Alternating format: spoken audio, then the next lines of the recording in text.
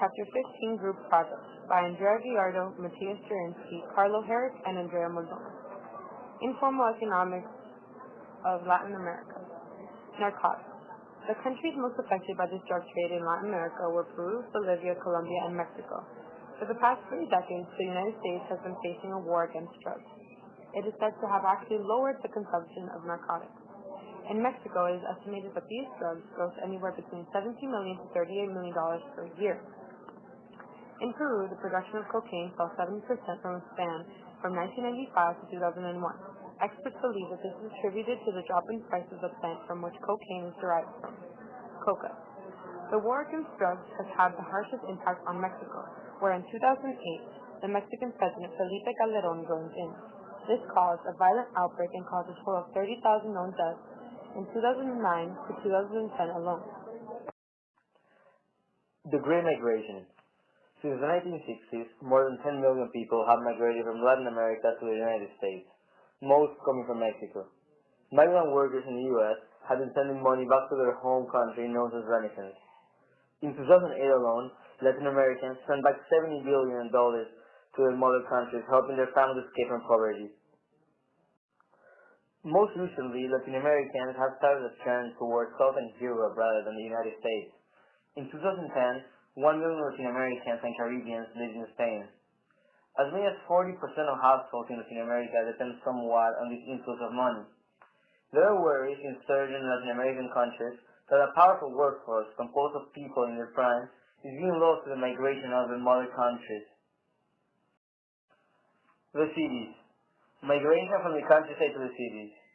In the 3 decades after 1950, 27 million Latin Americans moved from the countryside to the city. This raised the percentage of people living in urban areas from cities from 40.9% to 93.3%. By the year 1985, the population of urban dwellers rose to 78%. The people living in these areas are concentrated in huge cities. For example, Mexico City has 20 million inhabitants. Hello, my name is Carlo Herrick. I'm going to be doing the next couple slides of this presentation. To be poor in the cities. Latin American cities can be considered virtually 2 different cities.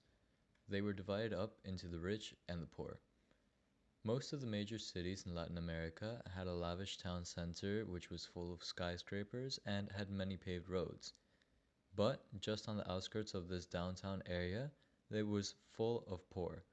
They lived in places known as barrios or colonias in Spanish America or favelas in Brazil. The urban migrant story was very similar across all of Latin America. The typical migrant from the countryside moved to the city at a very young age, and they generally had not much education, and they typically jumped from unskilled job to unskilled job over several years in order to raise the money that they needed to live. Eventually, most ended up just staying poor or living lives working day to day just to make ends meet. The globalization of culture in Latin America has changed the lives of many people. A perfect example of this has been Brazil, where media transformed the culture quite greatly.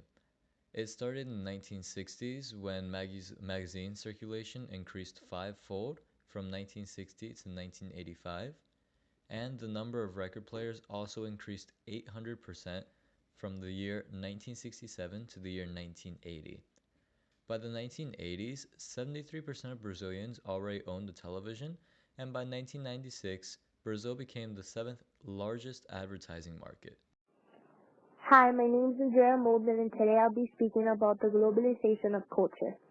Throughout the years, we've seen an expansion of Latin American cultures beyond international borders.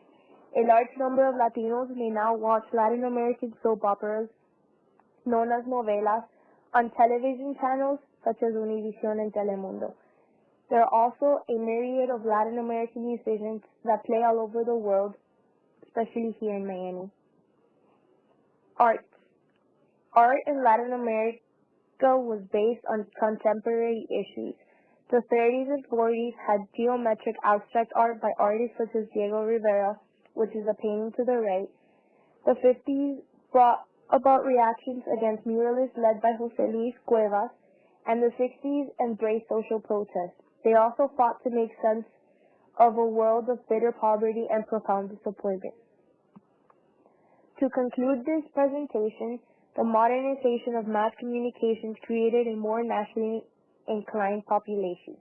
People across the nation experience similar things such as soap operas, comic books, movies, and music. Latin Americans are still struggling to retain the control in their everyday lives. This is affected by poverty and its subsequent consequences.